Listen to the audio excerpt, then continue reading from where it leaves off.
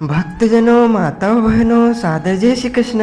आज हम आपको सभी पापों का नाश करने वाली श्रीमद् भागवत गीता का अध्याय द्वितीय यानी दूसरे अध्याय का सार बताने जा रहे हैं, जिसे श्रवण करने मात्र से ही मनुष्य को सुख शांति समृद्धि प्राप्त होती है और उसके सभी पाप नष्ट हो जाते हैं। अध्याय द्वितीय में भगवान श्री कृष्ण ने अर्जुन को उपदेश दिया था कि तू अपना कर्म कर, क्योंकि अर्जुन अपने सगे संबंधियों को देखकर व्याकुल हो गए थे।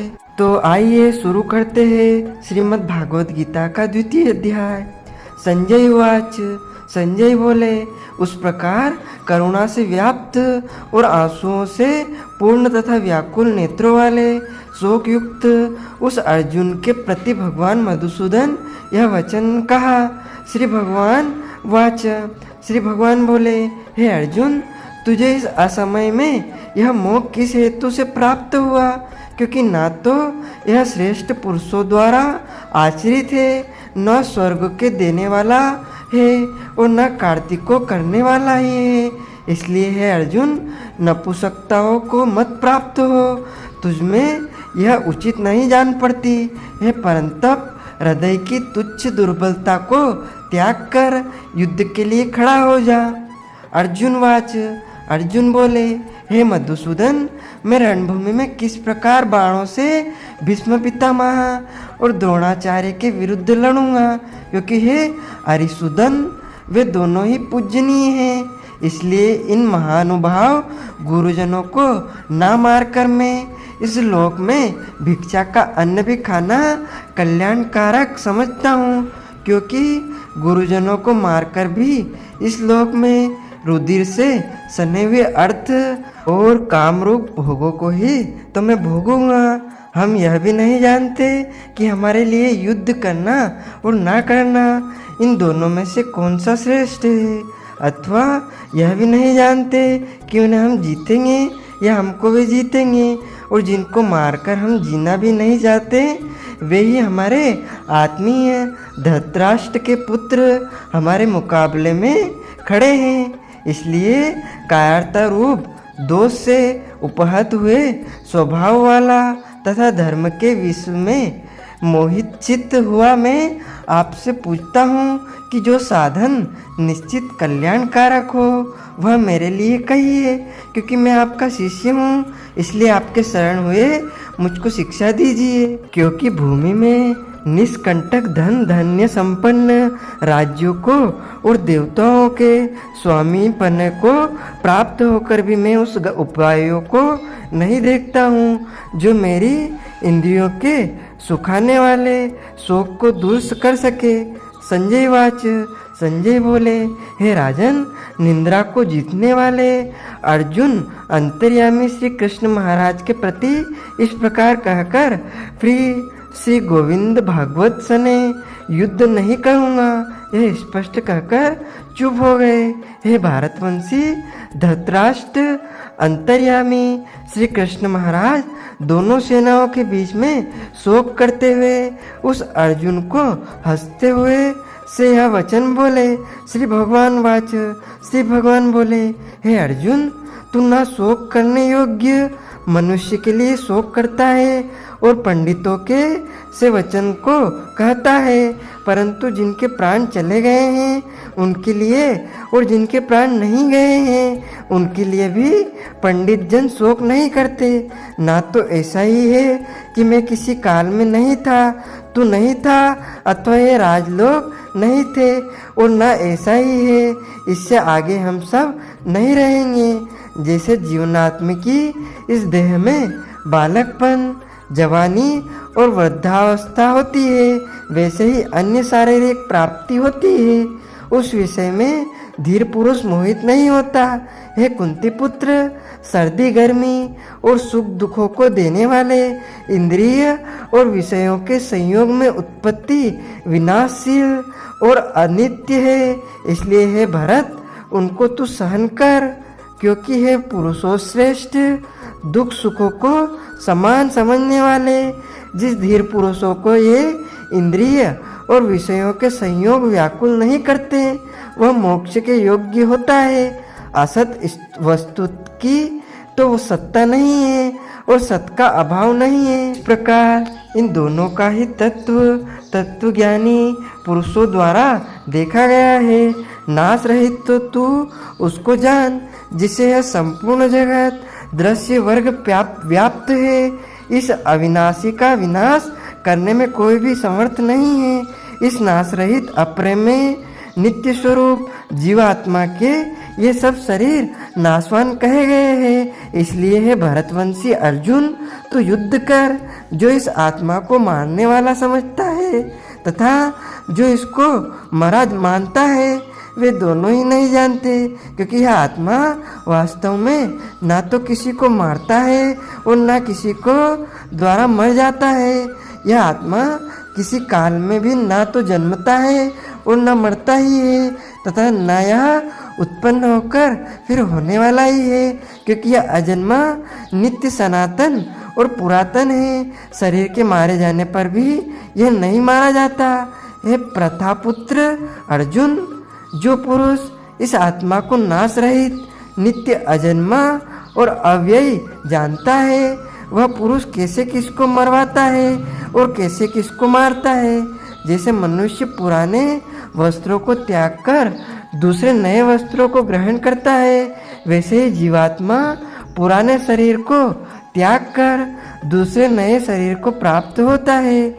इस आत्मा को शस्त्र नहीं काट सकते, इसको आग नहीं जला सकती, इसको जल नहीं गला सकता और वायु नहीं सुखा सकता, क्योंकि यह आत्मा अच्छेद्य है।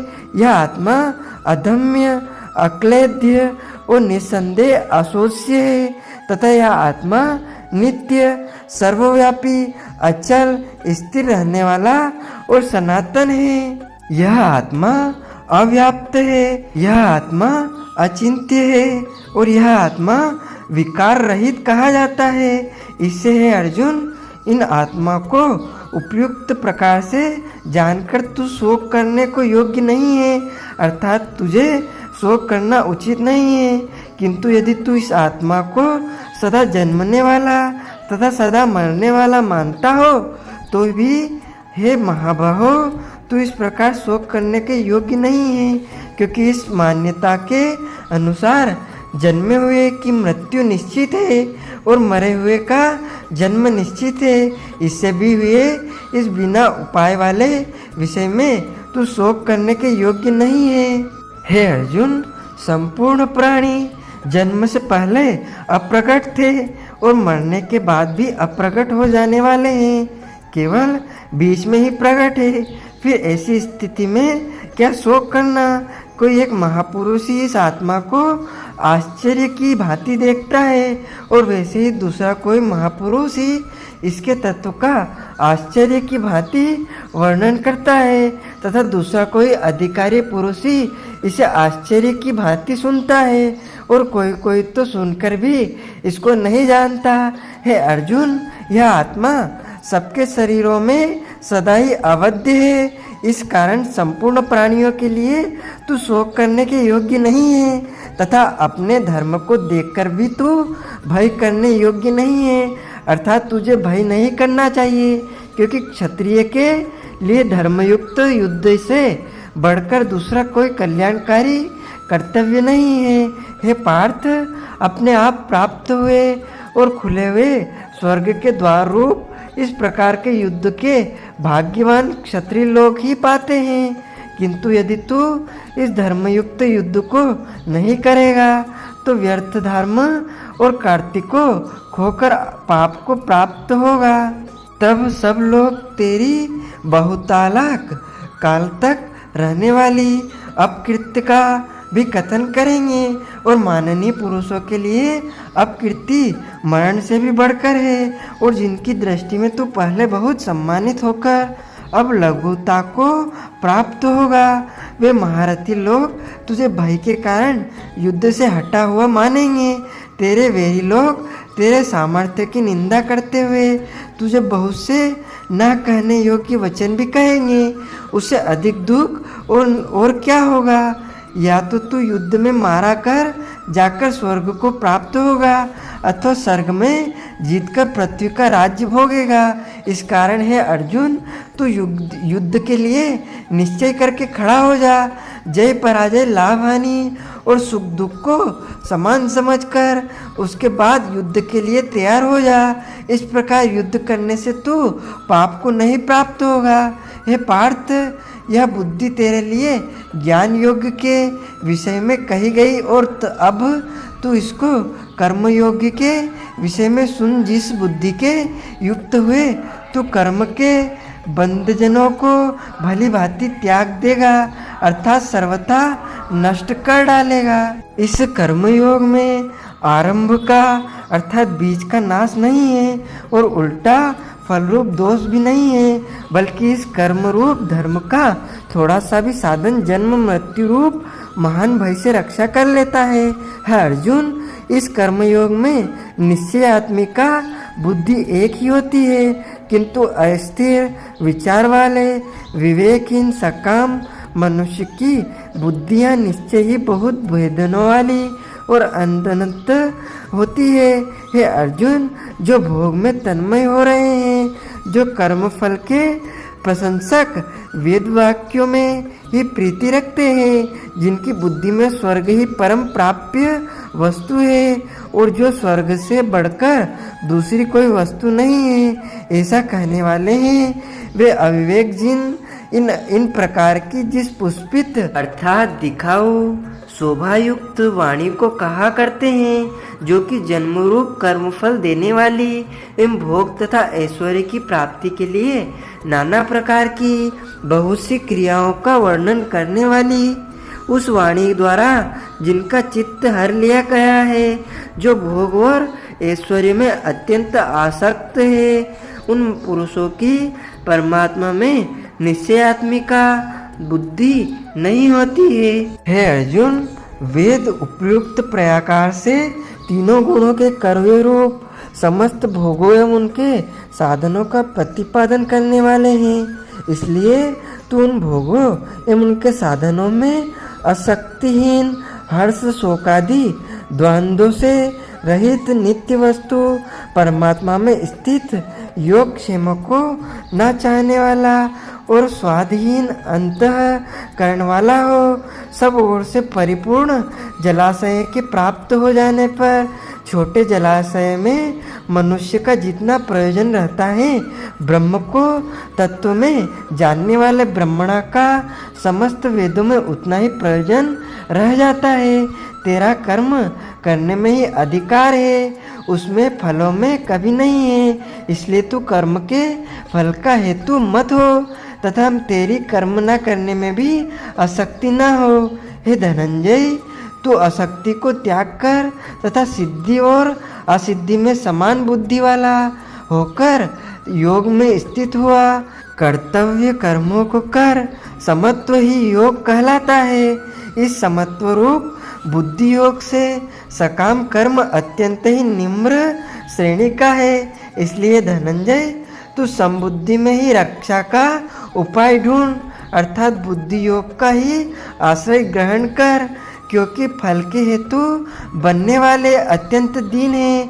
समबुद्धि युक्त पुरुष पुण्य और पाप दोनों को ही लोक में त्याग देता है अर्थात उनमें मुक्त हो जाता है। इसे तू समत्व रूप योग में लगा जा। यह समत्व रूप योग ही कर्म में कुशलता है अर्थात कर्म बंधन में छूटने का उपाय है, क्योंकि समबुद्धि से युक्त ज्ञानी जन कर्म से उत्पन्न होने वाले फल को त्याग कर जन्म रूप बंधन से युक्त ही निर्वाकार परम द्वा को प्राप्त हो जाते हैं। जिस काल में तेरी बुद्धि मोह रूप दलदलों को भली भांति पार कर जाएगी, उस समय तू सुने हुए और सुनने में आने वाले इस लोक और परलोक संबंधी सभी भोग से वैराग्य को प्राप्त हो जाएगा। भांति भांति के वचनों को सुनने से विचलित हुई तेरी बुद्धि सब परमात्मा अचल और स्थिर ठहर जाएगी। तब तू योगों को प्राप्त हो जाएगा अर्थात तेरा परमात्मा से नित्य संयोग हो जाएगा। अर्जुन वाच, अर्जुन बोले, हे केशव, समाधि में स्थित परमात्मा को प्राप्त हुए स्थिर बुद्धि पुरुषों को क्या लक्षण है? वह स्थिर बुद्धि पुरुष कैसे बोलता है, कैसे बैठता है और कैसे चलता है? श्री भगवान वाच। श्री भगवान बोले, हे अर्जुन, जिस काल में वह पुरुष मन में स्थित संपूर्ण कामनाओं को भली भांति त्याग देता है और आत्मा से आत्मा में ही संतुष्ट रहता है, उस काल में वह स्थिर प्रज्ञ कहा जाता है। दुखों की प्राप्ति होने पर जिसके मन में उद्वेग नहीं होता, सुखों की प्राप्ति में जो सर्वथा निष्प्रह है, तथा जिसके राग, भय और क्रोध नष्ट हो जा गए हैं, ऐसा मुनि स्थिर बुद्धि कहा जाता है। जो पुरुष सर्वत्र स्नेह रहित हुए उस शुभ या अशुभ वस्तुओं को प्राप्त होकर ना प्रसन्न होता है और ना द्वेष करता है, इसकी बुद्धि स्थिर है और कछुआ सब ओर से अपने अंगों को जैसे समेट लेता है, वैसे ही जब यह पुरुष इंद्रियों के विषयों से इंद्रियों को सब प्रकार से हटा लेता है, तब उसकी बुद्धि स्थिर है, ऐसा समझना चाहिए। इंद्रियों के द्वारा विषयों को ग्रहण न करने वाला पुरुषों के भी केवल विषय तो निवृत्त हो जाते हैं, परंतु उनमें रहने वाली आसक्ति निवृत्त नहीं होती। इस स्थिर प्रज्ञ पुरुषों की तो आसक्ति ही परमात्मा का साक्षात्कार करके निवृत्त हो जाती है। हे अर्जुन, आसक्ति का नाश न होने के कारण ये प्रथा स्वभाव वाली इंद्रियां यत्न करके बुद्धिमान पुरुष के मन को भी बलात् हर लेती है।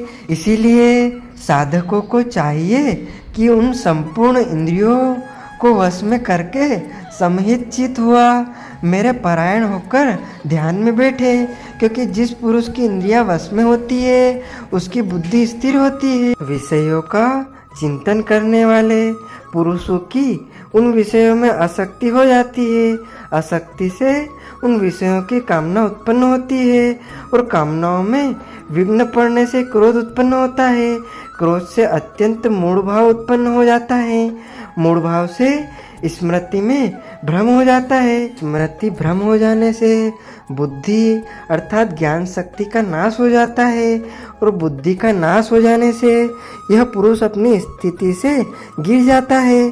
परंतु अपने अधीन किए हुए अंतःकरण वाला साधक अपने वश में की गई राग द्वेष से रहित इंद्रियों द्वारा विषयों में विचरण करता हुआ अंतःकरण की प्रसन्नता को प्राप्त होता है।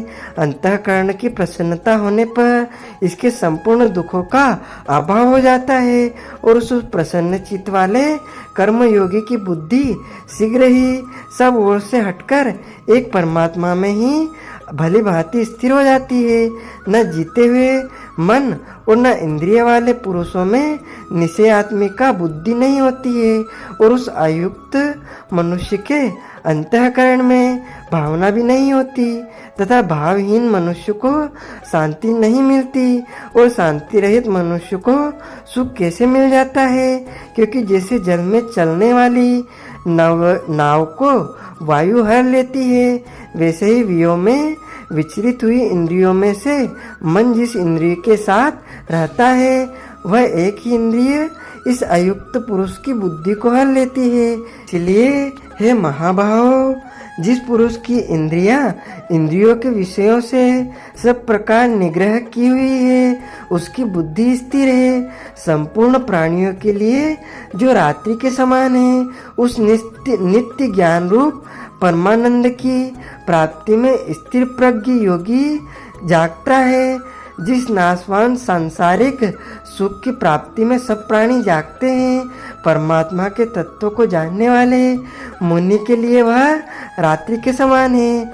जैसे नाना नदियों के जल सब ओर से परिपूर्ण अचल प्रतिष्ठा वाले समुद्र में उसको विचलित न करते हुए ही जमा जाते हैं, समा जाते हैं, वैसे ही सब भोग जिस स्थिर प्रज्ञ पुरुष में किसी प्रकार का विकार उत्पन्न किए बिना ही समा जाते हैं, वही पुरुष परम शांति को प्राप्त होता है, भोगों को चाहने वाला नहीं। जो पुरुष संपूर्ण कामनाओं को त्याग कर ममता रहित, अहंकार रहित और स्पृहा रहित वह चित्त विचारता है, वही शांति को प्राप्त होता है, अर्थात वह शांति को प्राप्त है। हे अर्जुन, यह ब्रह्म को प्राप्त हुए पुरुष को स्थिति है।